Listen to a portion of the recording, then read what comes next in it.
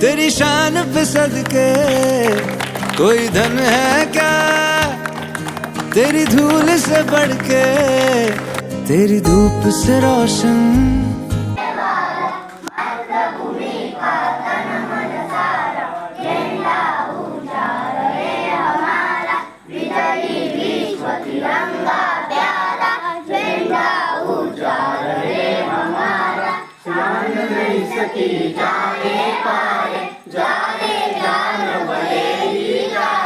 विश्व विजय करके दिखलाए, सब है प्रणव हमारा, झंडा ऊंचा रहे हमारा, विजयी विश्व तिरंगा प्यारा, झंडा ऊंचा रहे हमारा।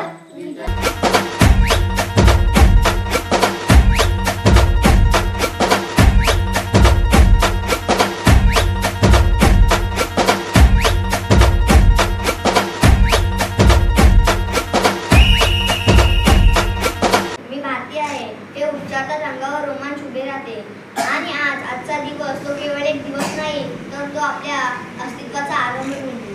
15 ऑगस्ट 1947 सूर्योदय झाला, पण सूर्य फक्त आकाशात नव्हता, तर तो आपल्या अंतःकरणातून उठून निघाला होता, स्वातंत्र्याचा सूर्य।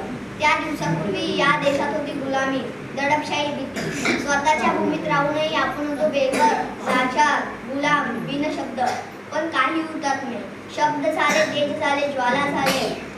भगतसिंग म्हणाले, मी क्रांती करतो कारण मी झुकणार नाही।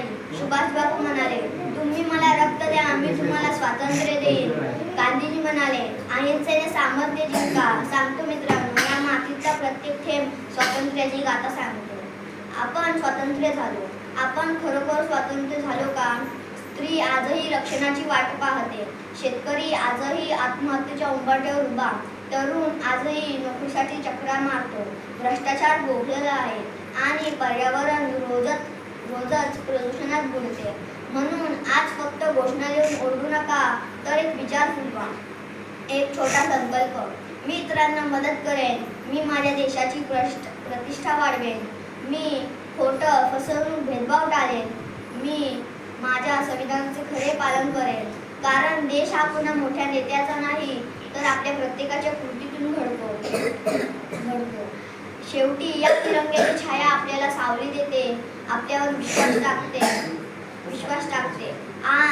माझ्या लेकरांनी मला जागृत ठेवावं, आज आपल्या शक्तीला नवसंजीवनी द्या। देशासाठी, माणुसकीसाठी, स्वातंत्र्यासाठी भारतीय म्हणून जन्म घेणं ही नशिबाची गोष्ट आहे, पण खरा भारतीय होणं हे कर्तव्य आहे। जय हिंद, जय भारत, जय संविधान, वंदे मातरम। ते नेहमी म्हणायचे, मी पप्पाला जाणार नाही, मी आला नाही। ते खूप धाडसी आणि निर्भीड क्रांतिकारक होते। त्यांनी इंग्रजांविरुद्ध अनेक आंदोलने केली, त्यांनी देशासाठी आपलं संपूर्ण आयुष्य दिलं। त्यांचा आत्मविश्वासाने संदेश आपल्याला शिकायला हवं, आपल्याला खरे, प्रामाणिक आणि शूर बनायला हवं। चंद्रशेखर आझाद हे नाव आपल्याला प्रेरणा देतं। एवढे बोलून काय 2 शब्द संपवतो, जय हिंद, जय भारत।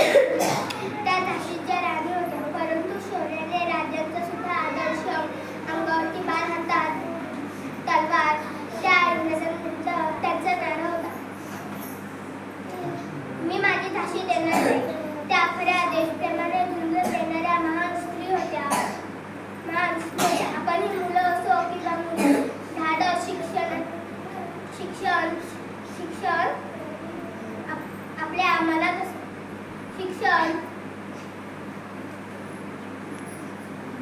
शिक्षण असावं, हे अंग आपल्या बनवायला हवे। राणी लक्ष्मीबाई सारखं आपल्या आत्मबळ आपल्या मनात असावं। त्यांच्यामुळे, त्यांच्या कार्यामुळे आजही आपल्या मनात जाज्वल्य, अभिमान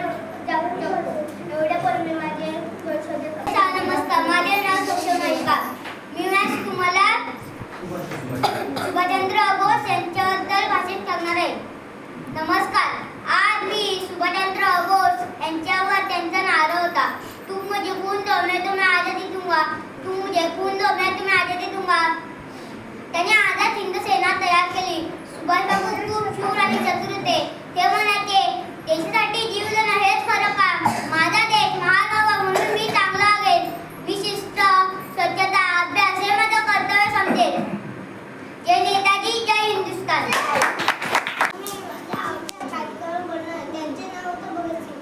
ते खूप शूर होते आणि इंग्रजांना घाबरत होते. त्यांनी असं तसं देशासाठी बलिदान दिले. ते खरे शूरवीर होते.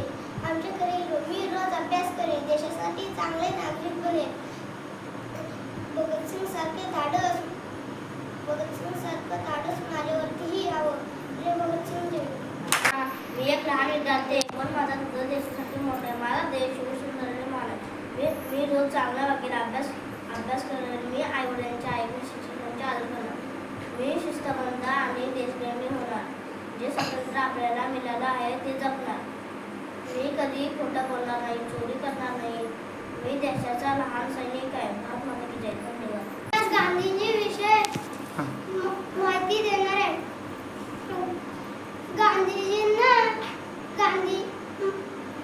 मी आज महात्मा गांधीजी यांच्याबद्दल बोलतोय.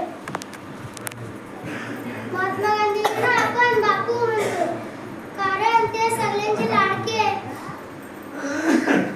लाडके होते. ते खूप शांत, साधे आणि सत्यप्रिय होते. त्यांनी सत्य आणि अहिंसा यांचा मार्ग धरला. जय गांधीजी, जय हिंद.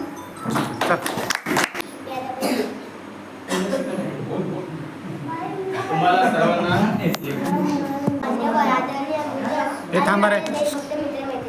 आज मी मोठी आहे अशा एका दिवशी, ज्या दिवसाने भारताचं भाग्य उजळलं, म्हणजे 15 ऑगस्ट स्वातंत्र्य दिन. स्वातंत्र्य हा शब्द ऐकला की मनात थरार उठतो. जसा झेंड्याचा आवाज कानात घुमतो, तसा शिववीरांचा इतिहास हृदयात धडकतो.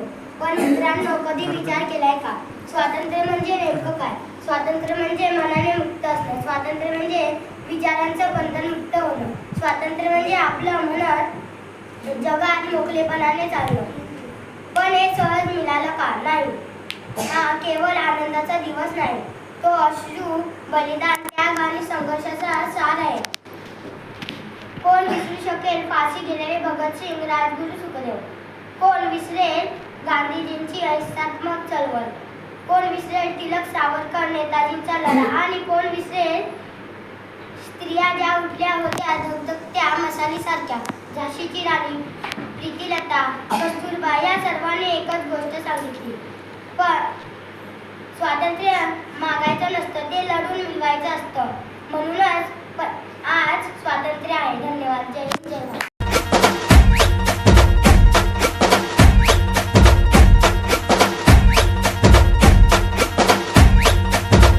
मेरा देश मेरा ये वतन, शांति का उन्नति का प्यार का चमन. मेरा मुल्क मेरा देश मेरा ये वतन, शांति का उन्नति का प्यार का चमन. के वास्ते निसार है मेरा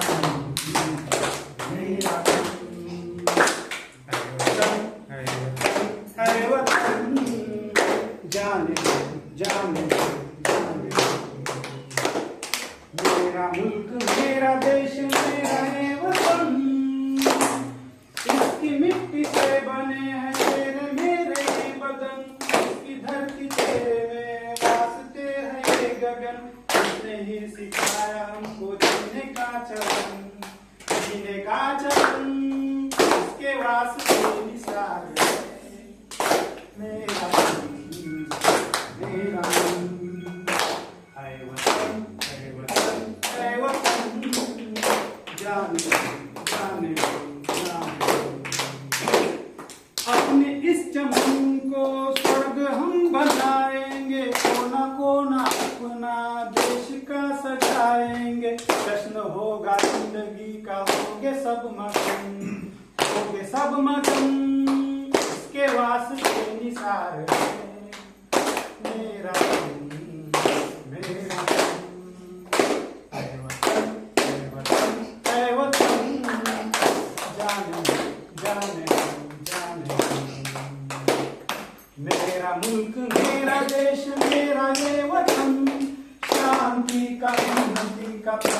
साचा हूँ, मेरा मुल्क मेरा देश मेरा ये वतन, शांति का उन्नति का प्यार साचा हूँ, इसके वास्ते विशाल है मेरा हूँ, मेरा हूँ। भारत माता की भारत माता की। आणि छत्रपती शिवाजी महाराज, राज्यघटनेचे शिल्पकार डॉक्टर बाबासाहेब आंबेडकर, शिक्षणाच्या जगज्योती सावित्रीबाई फुले, आदरणीय व्यासपीठ आजच्या कार्यक्रमाचे अध्यक्ष, सन्माननीय अध्यक्ष, तसेच शाळेचे मुख्याध्यापक, त्यांचे सहशिक्षक कर्मचारी, अंगणवाडी सेविका, त्यांच्या मदतनीस, आशा सेविका आणि समस्त ग्रामस्थ मंडळ, आज सर्वप्रथम तुम्हाला 19व्या स्वातंत्र्य दिनाच्या खूप खूप शुभेच्छा. 1980व्या स्वातंत्र्य दिनाच्या तुम्हाला खूप खूप शुभेच्छा. आपला भारत देश हा इंग्रजांच्या गुलामगिरीत सुमारे 150 वर्ष होता आणि त्या 150 वर्ष गुलामगिरीत असताना आपल्या अशा काही क्रांतिवीरांनी त्या देशाला मुक्त करण्यासाठी, जसे चंद्रशेखर आझाद म्हणाले की मी आझाद आहे, मी कुणाला मिळणार नाही, ते नावाप्रमाणेच आझाद आहे.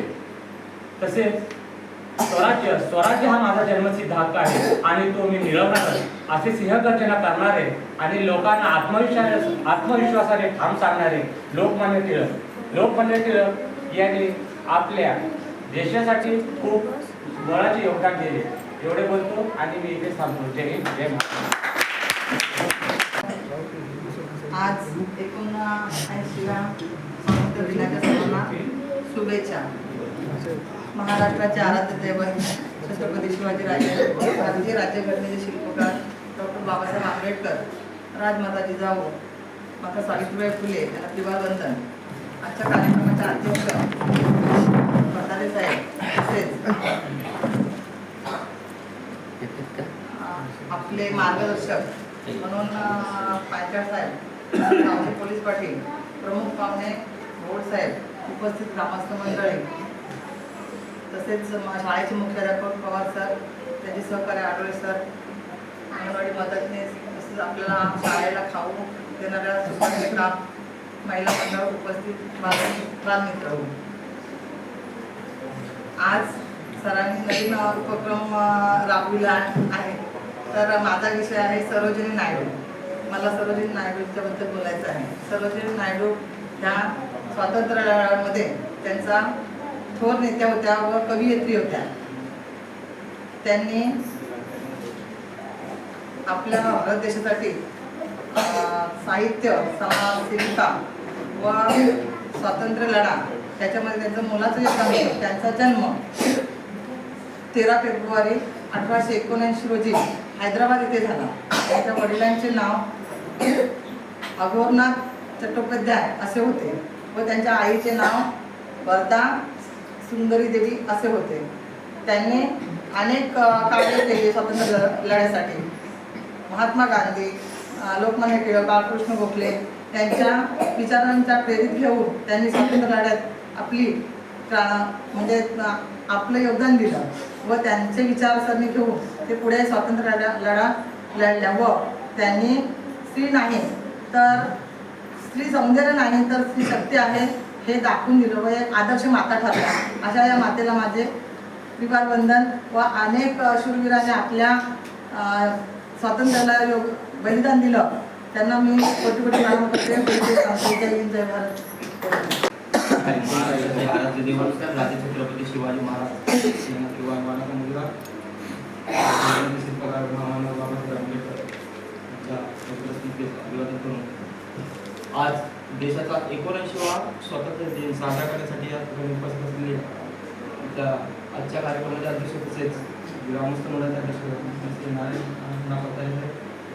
आजचे आपले प्रमुख मार्गदर्शक म्हणून आपण निवडले असे आपले ग्रामपंचायतीचे माजी सरपंच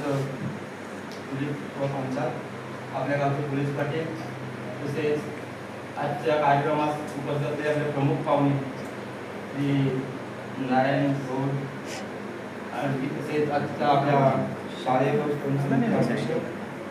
संतोष काप, तसेच ग्रामस्थ मंडळाचे माजी अध्यक्ष ते विभाग उचित प्रकारे तसेच शाळेचे मुख्याध्यापक पवार सर, सह शिक्षक अडवे सर, शाळेच्या अंगणवाडी सेविका तांबेबाई, आशा सेविका कमारीताई, तसेच मुलांना वेळेवर खाऊ देणाऱ्या आपल्या सुलभाताई, तसेच इतर सर्व ग्रामस्थ मंडळी यांच्या ठिकाणी खूप खूप स्वागत. तसेच सर्वांना खूप खूप स्वातंत्र्य दिनाच्या शुभेच्छा.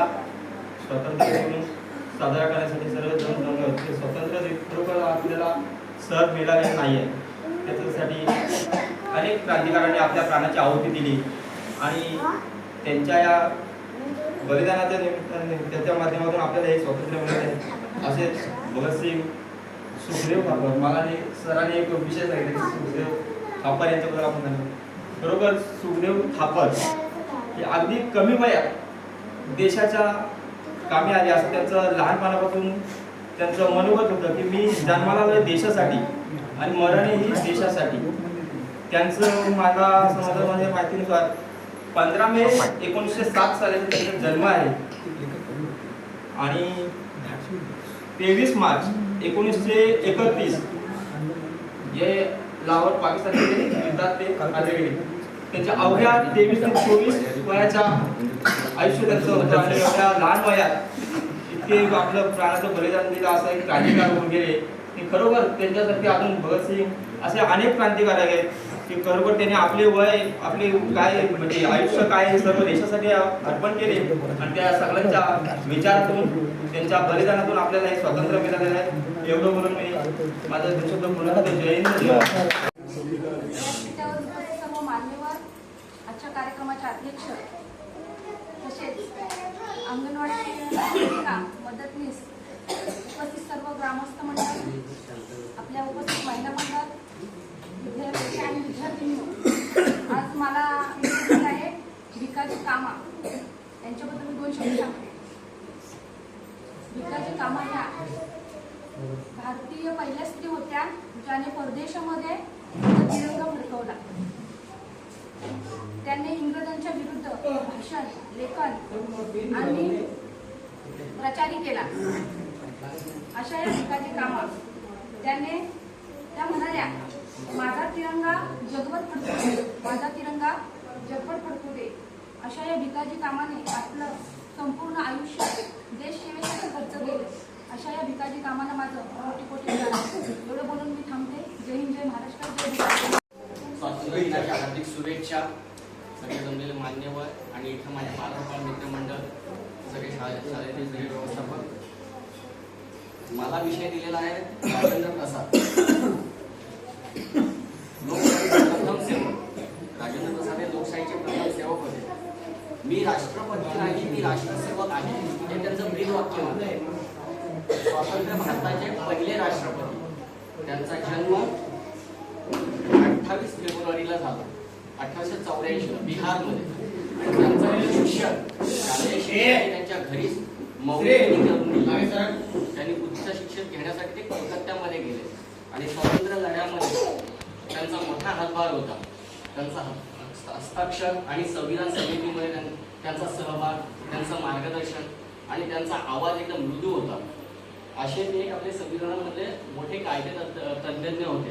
एवढे बोलून मी इथे थांबतो. जय हिंद, जय. छत्रपती शिवाजी महाराजांना मानाचा पुत्र, विद्येची देवता शारदा माता तिच्या दिव्य पावन चरण कमलाला वंदन करून आपल्या गावची गावदेवी आई सौंदर्य पद्मावतीच्या चरणी नतमस्तक होऊन आज आपण सर्वजण भारताच्या 79व्या स्वातंत्र्य दिनानिमित्त एकत्र जमलेलो आहोत. या कार्यक्रमाच्या निमित्त उपस्थित व्यासपीठावर आपण सर्वजण व्यासपीठावरील समोरील विद्यार्थी, पालक, शिक्षक कर्मचारी यांचं आजच्या कार्यक्रमाच्या भारताच्या स्वातंत्र्य दिनानिमित्त मी मनापासून हार्दिक स्वागत करतो. आज मला सरांनी विषय दिला तो सावरकर. सावरकर हे खूप धाडशी होते, एक लेखक होते, कवी होते आणि त्यांनी स्वातंत्र्यासाठी अंदमानी कालपकडीमध्ये लढा दिला. असे ते वीर आणि धाडशी होते. आपण पण त्यांच्यासारखं एक वीर आणि धाडशी बनायला पाहिजे.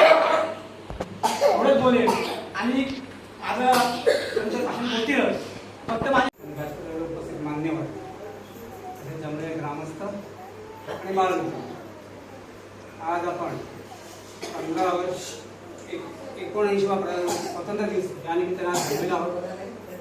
15 ऑगस्ट 1947 रोजी आपला भारत देश स्वतंत्र झाला. भारत देश स्वतंत्र झाला. 150 वर्षे इंग्रजांनी देशावर राज्य केलं. आपण 15 ऑगस्ट 1947 ला भारत देश स्वतंत्र केला. देश स्वतंत्र झाला. पुढे काय? स्वतंत्र देशाचा कारभार कशा पद्धतीने चालावा हे ठरवण्यासाठी एक समिती नेमली. मला सरांनी आज विषय दिला होता डॉक्टर बाबासाहेब आंबेडकरांच्या विषयावर बोलण्याबद्दल. पण त्या समितीचे जे अध्यक्ष डॉक्टर बाबासाहेब आंबेडकर होते, ज्यांनी आपल्या देशाला राज्यघटना लिहून दिली आहे. त्या घटनेचे शिल्पकार म्हणून डॉक्टर महामानव डॉक्टर बाबासाहेब आंबेडकर होते. त्यांनी शिक्षणावरच भर दिला. शिक्षणासाठी शिक्षण, समता आणि हक्क यासाठी पूर्ण आयुष्य दिलं. असे महामानव डॉक्टर बाबासाहेब आंबेडकर ते पुढे म्हणाले, शिका, संघटित व्हा आणि संघर्ष करा. माणसाने जीवनामध्ये शिकलं पाहिजे, संघटित झालं पाहिजे आणि येणाऱ्या काय त्याला संघर्ष केला पाहिजे, असा हा त्यांचा एक मंत्र होता. आणि सगळ्यांना सांगितलं, शिका, संघटित व्हा आणि संघर्ष करा. म्हणजे आजच्या ह्या नवीन पिढीला सुद्धा तेच करायला पाहिजे की शिकलं पाहिजे, संघटित झालं पाहिजे, नाहीतर आपली पिढी इकडे. म्हणून शिका, संघटित व्हा आणि संघर्ष करा. कुठल्याही अन्यायाविरुद्ध लढण्यासाठी ताकद असली पाहिजे, तर संघर्ष केला पाहिजे. हा त्यांचा एक मंत्र होता. त्यांनी देशासाठी न्याय, बंधुता, समता याचा पाया घातला होता. समान न्याय, सारखा कायदा हा सगळ्यांना सारखा असला पाहिजे. ते न्यायासाठी भांडणारे होते. आपण सर्व त्यांना विचाराची प्रेरणा घ्यायला हवी. त्यांची प्रेरणा घेऊन रोज बाबासाहेबांचे स्वप्न जे शिक्षित आणि समतेचा असा हा भारत घडला आहे. जय भीम, जय भारत, जय भीम.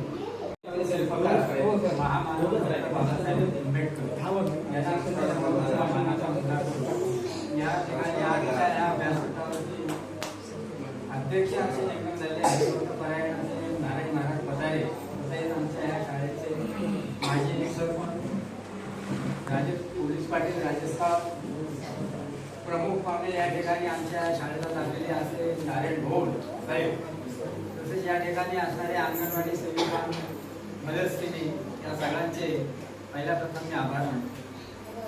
ही शाळा आपण चांगल्या प्रकारे जोपासून ठेवतो. आम्ही प्रत्येक वेळेला प्रत्येक कार्यक्रमाला प्रत्येक ग्रामस्थांना सूचना देतो. तेव्हा ही शाळा ही आपली टिकवणं महत्त्वाचं आहे. त्या शाळेमध्ये आपण येऊन आज या ठिकाणी छोटी छोटी मुलं भाषणं करतात, त्यांचं कौतुक करणं, त्यांना प्रोत्साहन देणं हे आपलं ग्रामस्थांचं कर्तव्य आहे. म्हणून आवर्जून आम्ही परवा दिवशी पाठवून सांगितलं तर सर्वस्वी सगळ्या गावकऱ्यांनी शाळेमध्ये या. निदान आपल्याला काही जरी बोलता आलं नाही तरी आपण निदान मुलांना प्रोत्साहन तर मिळत, याच्यासाठी आपण सर्वांनी संघटित घेऊन सगळ्यांना आपली बाकीच्या गावांना बघा शाळा बंद झाली, आपण आपली शाळा आपल्याला टिकून ठेवली ती कशाच्या जोरावर. तर आपण जर आलो नाही, मुलांना प्रोत्साहन दिलं नाही तर ती मुलं तशीच टाकणार. तर त्यासाठी प्रत्येक ग्रामस्थांनी आपल्या शाळेमध्ये येऊन सगळी हजेरी लावायची. निदान रोज तुम्ही कधी येऊ नका, पण अशा ज्या वेळेला आपले 15 ऑगस्ट आहे, 26 जानेवारी आहे, 1 मे दिन आहे, अशा वेळेला आहे आमच्यासारखी माणसं कधीतरी या शाळेमध्ये आजच नाही आताच नाही तर आम्ही पूर्वीपासून अशी एक नियम ठेवला ते शाळेला एक वेळ तरी भेट द्यायची. आठवड्यातून, महिन्यातून, 15 दिवसातून शाळेची येऊन जातो. पण असं न करताना अशा वेळेला तरी लोकांनी या आणि शाळा आपली टिकवून धरा, मुलांना प्रोत्साहन द्या. एवढं बोलून मी माझं 2 शब्द पुरे करतो. शिवाजी महाराज तसेच राज्यघटनेचे डॉक्टर बाबासाहेब आंबेडकर उपस्थित असलेल्या मंचावर मान्यवर व तसेच माझे गुरुबंधू आणि बाळगोपाळ, मला सरदार वल्लभभाई पटेलांची शताब्दी आपल्यासमोर बोलायचे आहे. सरदार वल्लभभाई पटेल हे लोहपुरुष म्हणून ओळखले जात असत. त्यांनी भारतातील अनेक राज्य एकत्र आणले. त्यांचा आत्मविश्वास हा खूप मोठा होता. तसेच ते देशप्रेमी, कणखर आणि प्रामाणिक त्यांचा स्वभाव होता. त्यांचं स्वप्न होतं एक संघ, मजबूत भारत, एक संविधान, एक भारत, एक देश, असं त्यांचे स्वप्न होते. आपण एकमेकांवर प्रेम ठेवून एक संघ राहायला हवं. सरदार पटेलांसारखं धैर्य आणि संयम आपल्यात असावा. जय हिंद, जय भारत. भारत माता की उपस्थित आजच्या या 19व्या स्वातंत्र्य दिनाच्या आणि गोकुळाष्टमीच्या, कृष्ण जन्माष्टमीच्या सर्वांना हार्दिक शुभेच्छा देतो. आजच्या या कार्यक्रमाचे सन्माननीय अध्यक्ष माननीय म्हातारे महाराज साहेब, आमचे भाऊ साहेब, या कमिटीचे शाळी शिक्षण समितीचे अध्यक्ष संतोषराव, माजी अध्यक्ष बंधू, आपल्या गावकीचे माजी अध्यक्ष सुचित भाऊ, उपस्थित सर्व ग्रामस्थ, महिला वर्ग आणि विद्यार्थी मित्रांनो, आज या ठिकाणी या शाळेच्या छोट्या छोट्या विद्यार्थ्याने अतिशय चांगल्या पद्धतीने आपल्या गोड भाषेमध्ये या ठिकाणी आपल्या भाषणांचं सादरीकरण केलेलं आहे. अतिशय सुंदर. मुळामध्ये आवड असावी लागते. ही आवड, या आवडीला चालना देण्याचे काम या शाळेच्या दोन्ही विद्यार्थ्यांनी या लहान मुलांवरती केलेलं आहे. अशीच आवड स्वतंत्र काळापूर्वी भगतसिंग, राजगुरू आणि सुखदेव या तिघांनाही होती. ज्या वेळेला या तिघांना सजा झाली, सजा ठोठवण्यामध्ये आली, त्यावेळेला भगतसिंगांचे वकील जे होते मेहता, या मेहतानी या तिघांनाही अभ्यास करण्यासाठी अनेक क्रांतिकारकांचे, अनेक महापुरुषांचे पुस्तकं पुरवण्याचं काम केलं. आणि त्यातून त्या तिघांनी सुद्धा त्या लाहोरच्या जेलमध्ये दिवस रात्र मिळून त्या पुस्तकांची चाळण करून, अभ्यास करून भारत मातेविषयी प्रेम आणि आवड निर्माण करून घेतली. हिला सुद्धा एक आवड म्हणतात, हा एक छंद म्हणतात. एक काळ असा आला, त्याच काळामध्ये भगतसिंगांना फाशीची शिक्षा झाली. तो दिवस उजडला. तो म्हणजे 23 मार्च 1931. खरं म्हणजे भगतसिंगांना फाशीची सजा ही 24 मार्च 1931 ला होणार होती. परंतु 12 तास अगोदर, म्हणजे जी 24 तारखेला सकाळी 7 वाजता फाशीची शिक्षा होणार होती, ती संध्याकाळी 23 तारखेला संध्याकाळी फाशीची शिक्षा देण्यात आली. ही बातमी सकाळी 23 तारखेला एक नाभिक समाजाच्या माणसाने, नाभिकाने येऊन त्या जेलमध्ये कुरकुर केली की आज संध्याकाळी भगतसिंग, राजगुरू आणि सुखदेवांना फाशी होणार आहे. आणि याच्या अगोदर 15 दिवस अगोदर केदारने ज्या वेळेला त्यांना विचारलं की तुमची इच्छा काय आहे, कारण फाशीची शिक्षा झाल्यानंतर प्रत्येक व्यक्तीला त्यांची स्वतःची इच्छा विचारली जाते. त्यावेळेला त्या तिघांनी हसत हसत उत्तर दिलं त्या जेलरला, साहेब आम्हाला आता या वेळेला व्यायाम करण्याचा साहित्य तुम्ही पुरवावा. जेलर आश्चर्यचकित झाले आणि जेलरने विचार केला, अरे तुम्ही तर फासावरती जाणार आहोत, मग तुम्हाला हा व्यायाम करण्याचा साहित्य कशासाठी पाहिजे? आणि त्यांनी चांगल्या पद्धतीने उत्तर दिलं की साहेब आम्ही आमच्या हिंदुस्थानामध्ये आमच्या देवदेवतांना मानणारे लोक आहोत, त्यामुळे देवाला कधीही ताजी फुलं वाहिली जातात. आम्ही ज्या वेळेला फासावर जाऊ त्यावेळेला आमचा देह हा टवटवीत गायब करून टवटवीत दिसला पाहिजे आणि आम्ही आमच्या भारत मातेच्या चरणी ही टवटवीत फुलं वाहणार आहोत. आणि याचं सार्थक आज नाही उद्या भविष्यामध्ये ह्या माझ्या भारत मातेला होणार आहे. ही टवटवीत ताजी फुलं या भारत मातेच्या चरणावरती व्यायामारूपी आमच्या शरीराने त्या भारत मातेच्या चरणावरती आम्ही अर्पण करणार आहोत. त्या जनरने आश्चर्यचकित होऊन त्या तिघांनाही त्यावेळी 15 दिवसाकरता का होईना त्या तिघांनाही व्यायामाचं साहित्य पुरवला. ते तिघेजण व्यायाम करून तंदुरुस्त झाले आणि तो दिवस उजडला, काळा दिवस उजडला. 23 मार्च 1931 त्या ठिकाणी संध्याकाळी 7 वाजता त्या जेलमध्ये, लाहोरच्या जेलमध्ये एक जल्लादाला बोलवण्यात आलं. त्या जल्लादाने त्या तिघांनी काळे कपडे घातले आणि जोरावर फासाच्या याच्या ठिकाणी घेऊन गेले आणि जोर गाळामध्ये टाकण्यात आलं.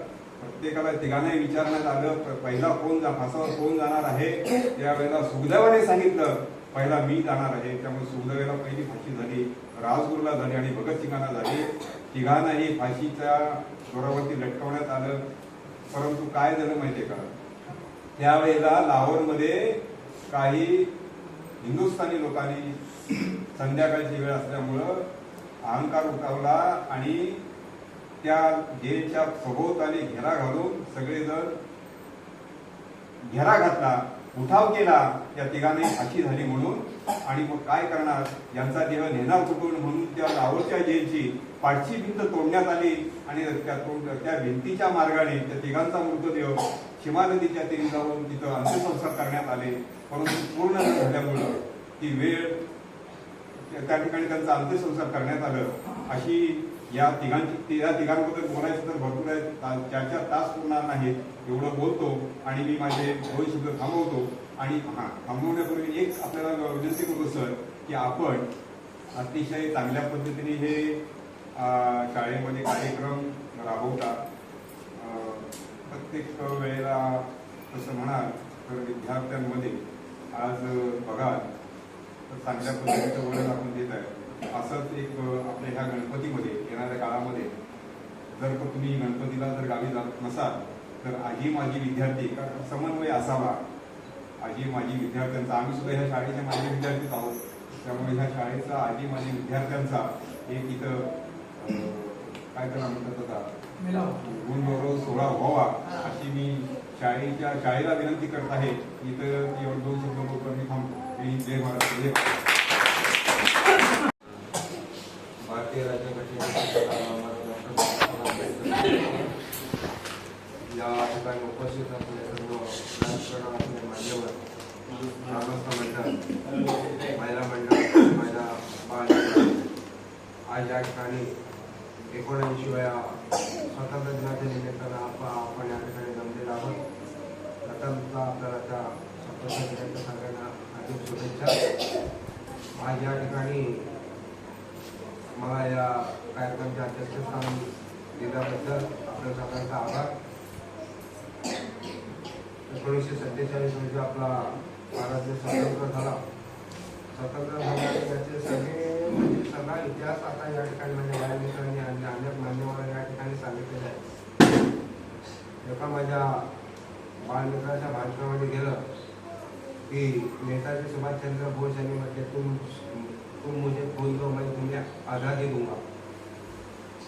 हे बोलण्याचं धाडस किंवा हे बोलण्याचं त्यांना का बोलावं वाटलं त्याचं कारण एकच आहे की इंग्रजांच्या त्या गुलामगिरीमध्ये असणारा हा हिंदू समाज किंवा मराठी बांधव हे त्या इंग्रजांच्या गुलामगिरीत असल्यामुळे ते स्वतः रस्त्यावर यायला तयार नव्हते आणि रस्त्यावर यायला तयार नव्हते म्हणून त्यांना हे बोलावं लागलं. पण तुम्ही माझ्या सोबत चला, मी पुढे आहे, तुम्ही माझ्या पाठवून या, तुम्ही पाठवून आला आणि तुम्ही फक्त मला सहाय्य करा, मी तुम्हाला स्वातंत्र्य मिळवून देणार. हे सुभाषचंद्रांचे वाक्य होतं. आमचे गावचे माजी अध्यक्ष सुचित पत्रे यांच्याकडे विचार होता सावरकरांचा अंदमान निकोबार बेटामध्ये इंग्रजांनी डांबून ठेवलं होतं.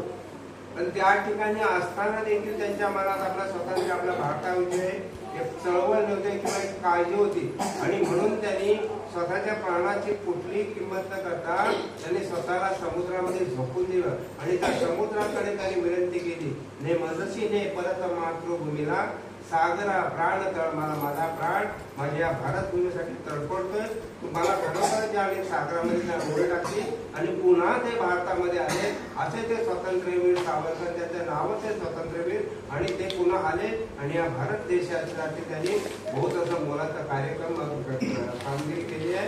अशी या थोर क्रांतिकारकांना या ठिकाणी मी उभं राहून मानाचा मुद्रा करतो आणि आजच्या स्वातंत्र्य दिनाच्या निमित्तानं सर्वांना हार्दिक शुभेच्छा देतो. आणि आजचा हे कार्यक्रम सरांनी अतिशय सुंदर प्रकारे या ठिकाणी आयोजन केलेलं आहे. असंच कार्यक्रम पुढे मागे सुद्धा झाले, ते चांगले झाले, पुढे सुद्धा याच्यापेक्षा चांगले कार्यक्रम होतील आणि अशा अपेक्षा मी त्यांच्याकडून करतो आणि आजचा कार्यक्रम संपलं असं जाहीर करतो.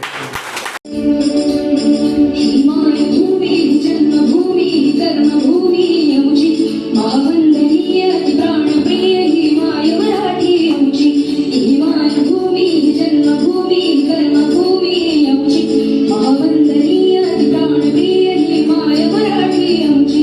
आमचा आहे बाणा ही आमची आहे बोली, अस्मानी झळके भव्य पताका भगव्या झरपटक्याची, महाराष्ट्र भूमी जन्मभूमी कर्मभूमी आमची मावंदनीय प्राणप्रिय ही माय मराठी आमची.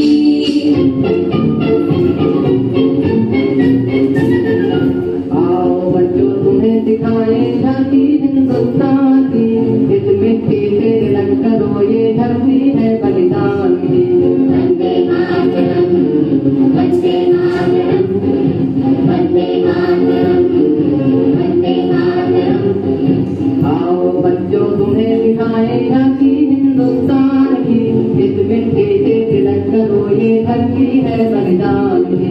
वंदे मातरम वंदे मातरम वंदे मातरम वंदे मातरम.